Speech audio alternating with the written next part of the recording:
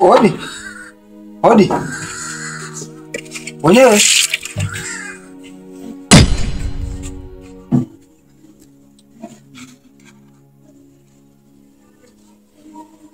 Bwana Yesu asifiwe.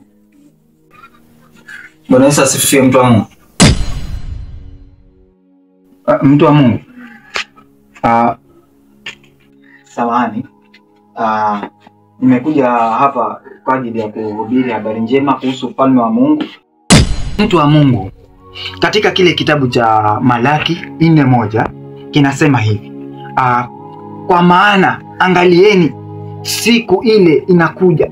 Bwana Yesu asifiwe. Mtu wa Mungu, siku inakuja, siku ni ya uovu. Bwana Yesu asifiwe. Lazima tujue ya kwamba kuna nyakati hizi tulizo ni nyakati za mwisho. Ni nyakati za mwisho. Ndio posa tunaona nimekuja hapa kwa ajili ya kuwahubiria nini?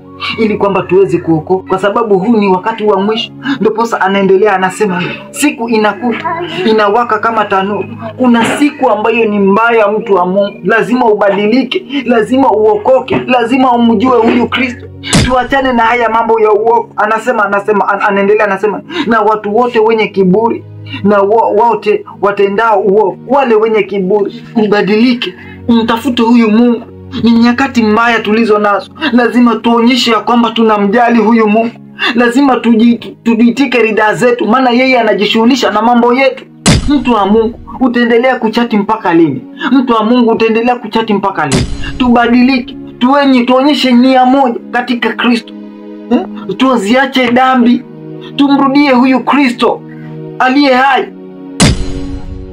Bwana Yesu asifiwe, mtumishi wa Mungu. Amen. Na kusalimu kwa jina la Yesu. Amen. Samahani, huyu ni kiziwi, hasikii. Kiziwi? Ni kiziwi, hasikii. Sasa sijui kama ulikuwa unaongea kuhusu nini juu ya huyu. Juu nimesikia ukiongea kwa sababu hasikii, inabidi sasa unieleze at least. Samahani mtumishi. Nilikuwa namwambia habari njema kuhusu ufalme wa Mungu. Saa hii nyakati ni nyakati za hatari. Ni nyakati za uovu. Dunia imejaa uovu. Ndio posa nimekuja kama hapa leo ni kuhubiri habari njema ya Mungu.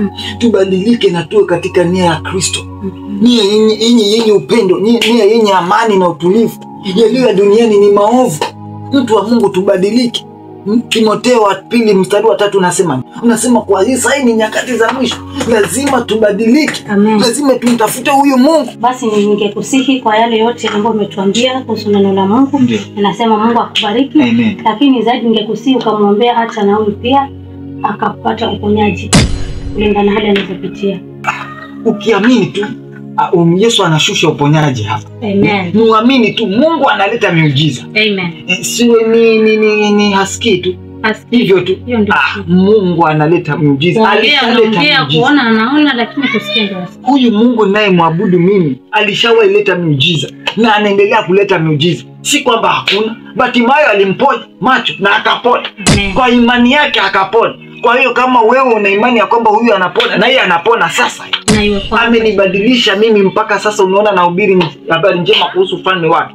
Ni kwa sababu alinitoa katika hali ngumu na yeye anatolewa katika jina la Yesu. Amen. Baba uliye juu, mtu huyu namuona. Nenda Bwana ukaachilie ushuhuda. Nenda Bwana ukaachilie kufunguliwa. Bwana kama ni kiziwi asikie. Na kuanzia sasa Bwana asikie habari njema kuhusu ufalme wa Mungu.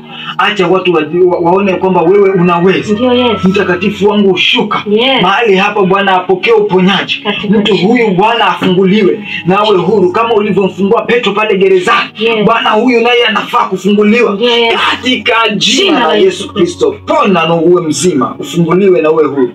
Katika jina la Yesu Kristo mimi natenge mimi. Huyu mtu yuko. Anaitwa nani? Steven. Leo. Nasikia. Unasikia? Unanisikia? Haleluya! Amen. Pokea uponyaji. Mungu amekufungua. Kuanzia sasa nenda kanisani, mtafute Mungu kwa bidii. Unanisikia? Amen. Basi mbarikiwe na muwe na amani ya Mungu. Amen.